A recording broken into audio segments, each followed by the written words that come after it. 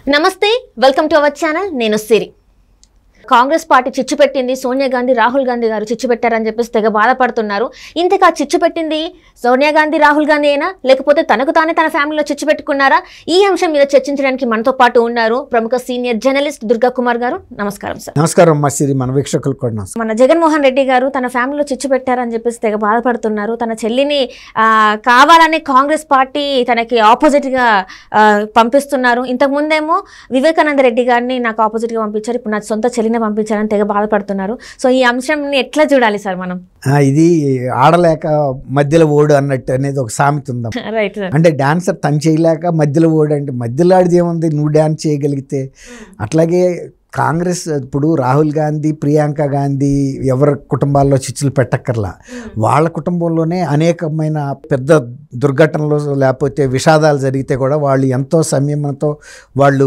కుటుంబాన్ని ముందుకు తీసుకెళ్ళిపోయారు ఇప్పుడు ఈయన అన్నట్టు ఆయన ముఖ్యమంత్రి పదవి ఇవ్వనప్పుడు కూడా వీళ్ళు సోనియా గాంధీ దగ్గరికి షర్మిల గారు విజయమ్మ గారు మన జగన్మోహన్ రెడ్డి గారు అందరూ కుటుంబం అంతా కలిసి వెళ్ళారు భారతి గారు కానీ వీళ్ళంతా కుటుంబంలో అప్పటికైతే విభేదాలు ఏం రాలా విభేదాలే కనుక వాళ్ళు ఆ రోజే క్రియేట్ చేసి ఉంటే షర్మిల్ గారు విజయం గారు ఈయన విజయం కోసం కాళ్ళకి బల్పాల గట్టుపు రాత్రి అని లేకుండా తిరిగారు కదా 3500 కిలోమీటర్ల పాదయాత్ర చేసింది కదా నీ కోసం చేసింది నువ్వు బాగుండాలని చేసింది నువ్వు పదవిలోకి రావాలని చేసింది తన తండ్రి ఆశయాలు రాజశేఖర రెడ్డి గారికి ఎంత ఇమేజ్ ఉందో అలాంటి ఇమేజ్ నువ్వు కూడా నిలబెట్టాలి ఈ కుటుంబాన్ని చేసింది తను ముఖ్యమంత్రి పదవి అడగలేదు నిన్ను లేకపోతే రాష్ట్ర పార్టీ అధ్యక్షురాలుగా కూడా పదవి అడగలేదు కదా పని అడిగితే పేచీ పెడితే నువ్వు అనొచ్చు ఏది సృష్టించిందని నువ్వు నీ చెల్లిగా నీకున్న చిన్నదయ్యి ఇంత త్యాగం చేసినప్పుడు ఆమె కూడా ఒక మనిషే కదా నువ్వు ఒక ముఖ్యమంత్రి పదవి మీద కూర్చున్నప్పుడు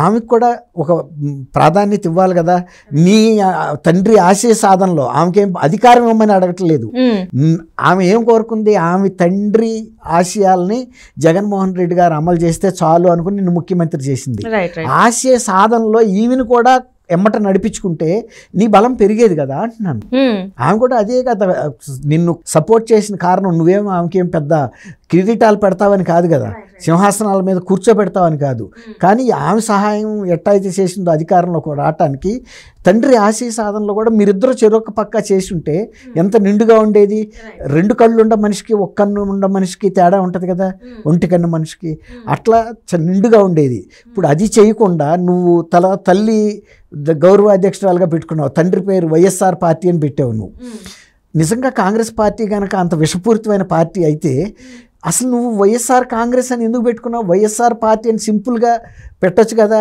అది కూడా తండ్రి పేరు కాదు అది వైఎస్ అంటే యువజన ఎస్ అంటే శ్రామిక ఆర్ అంటే రైతు యువజన శ్రామిక రైతు కాంగ్రెస్ పార్టీ అంటే కాంగ్రెస్ పార్టీకి అసలు ఇంత వ్యతిరేకతలో ఉన్న అయినా మాకంటే రాష్ట్రాన్ని చీల్చింది కాంగ్రెస్ పార్టీ అని చెప్పేసి మళ్ళీ అదే అన్నా ఎందుకు పెట్టుకున్నాడు నిజంగా గనక ఆయన అదే గనక నమ్మితే మనం కాంగ్రెస్ అని నువ్వు పెట్టుకోకర్లేదు వాళ్ళు పెట్టుకున్నారు వాళ్ళది వేరు నువ్వెందుకు పెట్టుకున్నావు ఆ పేరు రైట్ అక్కడే తెలుస్తుంది అందులో ఏదో ఒక ఆకర్షణ ఉంది ఒక బలం ఉంది ఆ బలాన్ని నువ్వు పొందదలుచుకున్నావు నీ తండ్రిని సీఎం చేసింది కాంగ్రెస్ నీ తండ్రి ఇంత స్థాయికి రావడానికి కాంగ్రెస్ తర్వాత నీ బాబాయిని ఎంపీ చేసింది నిన్ను కూడా ఎంపీ చేసింది కాంగ్రెస్ చేసిన ద్రోహం తర్వాత ఆయన బలవంతంగా వివేకానంద రెడ్డి గారితో రిజైన్ చేయించి కడప నుంచి పోటీ చేస్తానంటే కూడా సోనియా గాంధీ ఈ కుటుంబంలో ఐక్యత దెబ్బతింటది ఈ పని జరిగితే తెలియక చేసుకున్నారు కాబట్టి ఇట్లాంటిది మనం ఆమోదించకూడదని నీ కుటుంబాన్ని ఐక్యతను కాపాడాలని ఆమోదం చేయలే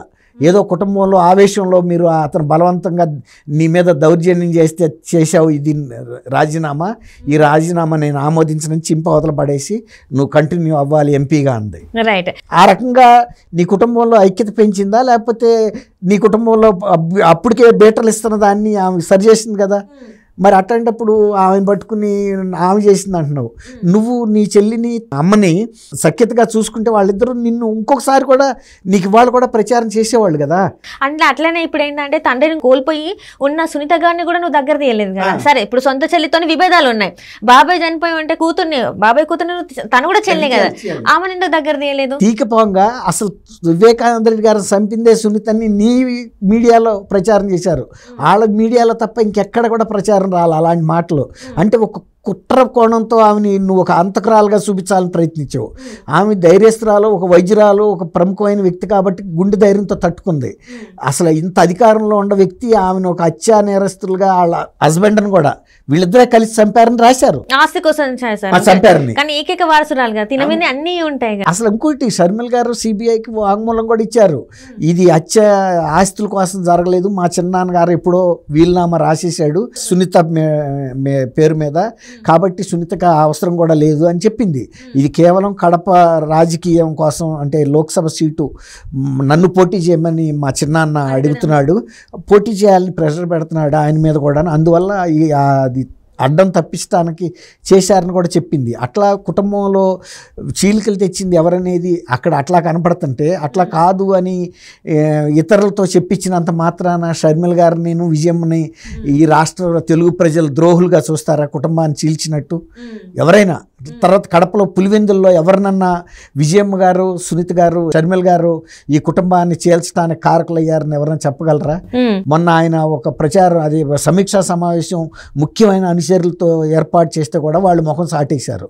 ఎందుకంటే జగన్మోహన్ రెడ్డి చేస్తున్న పని బాగాలేదు, జగన్మోహన్ రెడ్డి వ్యవహార శైలి బాగాలేదు, మేము ఆయన్ని నమ్మి వర్కులు చేస్తే కూడా మా బిల్లులు కూడా ఇవ్వలేదు, కుటుంబంలో వివేకానంద రెడ్డి గారి హత్య కేసు ఇన్ని సంవత్సరాలు దాన్ని తేల్చకపోవటానికి ఎవరు అడ్డం పడుతున్నారనేది ప్రజలకు అర్థం కావట్లేదా? అక్కడ ప్రభుత్వం ఎవరిది ఉంది? బీజేపీ ప్రభుత్వం ఉంది. బీజేపీ ప్రభుత్వం ఆమె ఏం చెప్పింది? ఆర్థిక శాఖ మంత్రి నిర్మలా సీతారామన్ గారు జగన్మోహన్ రెడ్డి ఎవరో కాదు, మోడీ గారికి దత్తపుత్రుడు. దత్తపుత్రుడు అంటే ఎంత లార్డ్ గారా ఉంటుంది, ఆయన ఆడింది ఆట పాడింది పాట, అంతే కదా. అంత నీకు అక్కడ ఉన్నప్పుడు నువ్వు ఏ కేసులు ముందుకు వెళ్ళనిస్తావు? నీ మీద కేసులను ఆపుకున్నావు అంటే అర్థం ఉంది.